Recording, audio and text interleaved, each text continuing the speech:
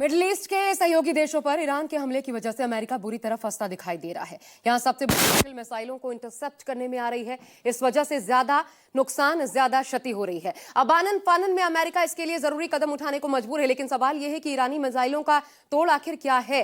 कल ही Donald Trump ने, याद कीजिए, कहा था ईरान के मिसाइल प्रोग्राम को अमेरिका किसी हालत में बर्दाश्त नहीं करेगा और कामयाब नहीं होने देगा। और इसकी तोड़ क्या है अमेरिका के पास, वो आपको दिखाते हैं। देखिए क्या कर रहा है अमेरिका इस वक्त।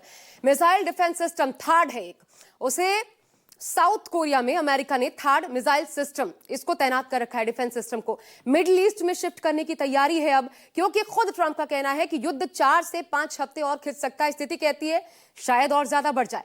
पैट्रियट की मिडिल ईस्ट में भी तैनाती होगी। पैट्रियट भी एक एयर डिफेंस सिस्टम है जिसकी तैनाती अभी कोरिया प्रायद्वीप पर है। इसे भी मिडिल ईस्ट में शिफ्ट करने की तैयारी है। इसके अलावा MQ-9 रीपर UAV, ये ड्रोन, इसकी भी तैनाती की गई है। ये वही ड्रोन है जिसने ईरान के जनरल सुलेमानी और अलकायदा चीफ अल जवाहिरी जैसे खूंखार आतंकी का खात्मा किया था। ये ड्रोन बिना पायलट के संचालित होता है तो खतरा कम है। हालांकि पिछले कुछ वक्त में इसकी काबिलियत को लेकर भी सवाल उठे हैं।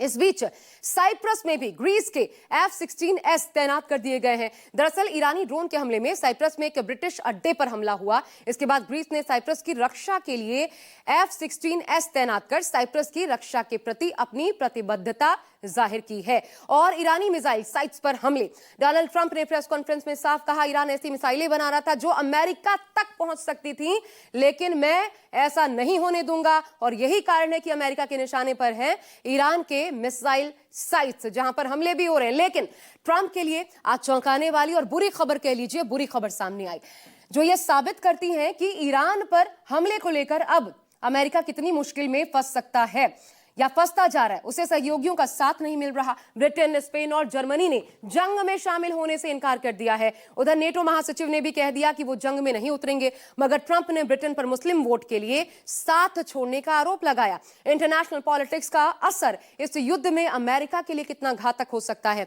वो देखिए। Oh my God.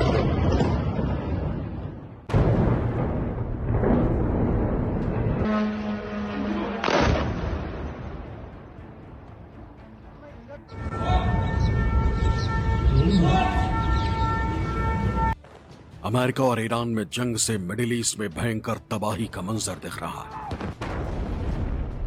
इसराइल और अमेरिका के हमलों से ईरान के शहर खंडहर में तब्दील होते जा रहे हैं।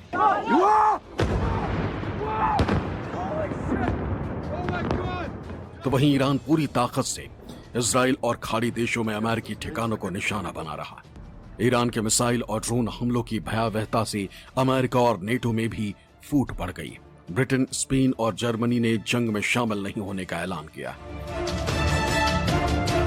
ब्रिटेन के PM कीर स्टारमर ने मंगलवार को बड़ा बयान दिया और कहा कि खामनेई की मौत से ईरान अब रुकने वाला नहीं और ज्यादा घातक हो गया, इसलिए ब्रिटेन जंग में शामिल नहीं होगा। The death of the supreme leader will not stop Iran from launching these strikes. Their approach is becoming even more reckless and more dangerous to civilians. Our decision that the UK would not be involved with the strikes on Iran was deliberate, not least because we believe that the best way forward for the region and for the world is a negotiated settlement, one in which Iran agrees to give up any aspirations to develop a nuclear weapon. Britain के जंग में शामिल नहीं होने के ऐलान से America नाराज हो गया। अमेरिकी राष्ट्रपति ट्रंप ने कीर स्टारमर पर धोखा देने का आरोप लगाया। ब्रिटिश न्यूज़पेपर सन को दिए इंटरव्यू में ट्रंप ने कहा कि कीर स्टारमर ईरान में अमेरिकी हमलों का समर्थन न करके मुस्लिम वोटरों को खुश करने की कोशिश कर रहे हैं। ब्रिटेन अब इतना पहचाना जाने वाला देश नहीं रहा, वो मददगार नहीं रहा। मैंने कभी नहीं सोचा था कि मैं यूके की तरफ से ऐसा देखूंगा। ट्रंप की नाराजगी बता रही है कि अमेरिका और ब्रिटेन के रिश्तों में दरार पड़ चुकी है, क्योंकि इससे पहले कीर स्टारमर ने अमेरिका को ईरान पर हमले के लिए ब्रिटेन के डियागो गार्सिया बेस और ब्रिटेन के फेयरफोर्ड एयरबेस का इस्तेमाल करने की अनुमति देने से इनकार कर दिया था। हालांकि बाद में कीर स्टारमर ने कहा कि वो यूएस को खास और सीमित डिफेंसिव मकसद के लिए ब्रिटिश बेस इस्तेमाल करने देंगे। मगर ट्रंप ब्रिटेन के फैसले से नाराज चल रहे हैं। द टेलीग्राफ के रिपोर्ट के मुताबिक राष्ट्रपति ट्रंप ने ब्रिटिश प्रधानमंत्री स्टारमर के रुख पर गहरी निराशा जताई। कहा कि पीएम कीर ने अपना मन बदलने में बहुत ज्यादा समय लिया। शायद दोनों देशों के बीच ऐसा पहले कभी नहीं हुआ होगा। ऐसा लगता है कि वो इससे जुड़ी वैधानिकता को लेकर परेशान है। सवाल उठ रहा है कि क्या वाकई ब्रिटेन ने मुस्लिम वोट की वजह से ईरान जंग में शामिल होने से इनकार किया है? तो जानकारों का मानना है कि ब्रिटेन में शिया मुस्लिम आबादी करीब 2 लाख से 3 लाख तक होने का अनुमान है, जो कई शहरों में बसे। ऐसे में ये एक फैक्टर हो सकता है। पीएम स्टारमर ने स्पष्ट कर दिया है कि डिएगो गार्निया जो एयरबेस है उसका इस्तेमाल नहीं करने दिया जाएगा, क्योंकि ऐसा करने से उनके नागरिकों को, उनके सैनिकों को खतरा है।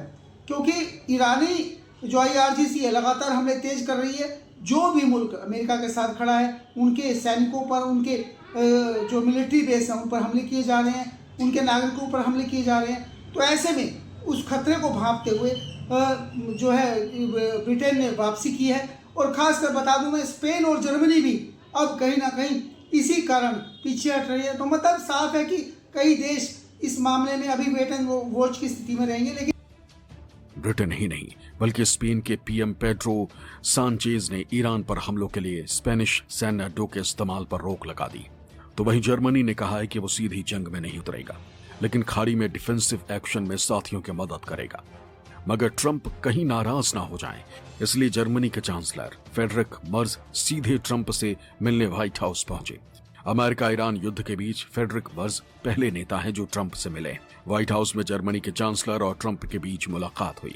इस बीच नेटो महासचिव मार्क रूट का बयान भी सामने आया है। मार्क रूट ने कहा कि नेटो का इस जंग में उतरने का कोई प्लान नहीं। Is clearly a campaign led by the Americans and the Israelis. But what we are seeing now is that when it comes to NATO allies, but also friends in the region, which are now under indiscriminate attacks. मतलब साफ है कि Iran के खिलाफ जंग में NATO देशों ने अमेरिका से दूरी बना ली है, क्योंकि उन्हें लग रहा है कि इजराइल और अमेरिका का ही आपसी मामला है, जिसमें वो ईरान से नाराजगी भी मोल नहीं लेना चाहते। शिया मुस्लिमों को भी नाराज नहीं करना चाहते।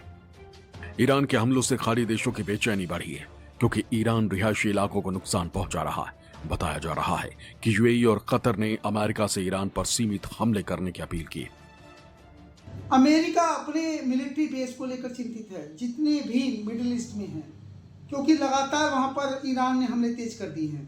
और सबसे बड़ी बात यह है कि जिस प्रकार से ईरान हमले तेज कर रहा है और उसके बावजूद जिस प्रकार से अमेरिका साउथ कोरिया से थार को लाकर जो है मिडिल ईस्ट में स्थापित कर रहा है, तो मतलब साफ है कि इस समय पे अमेरिका पूरी तरह से दबाव की स्थिति में है।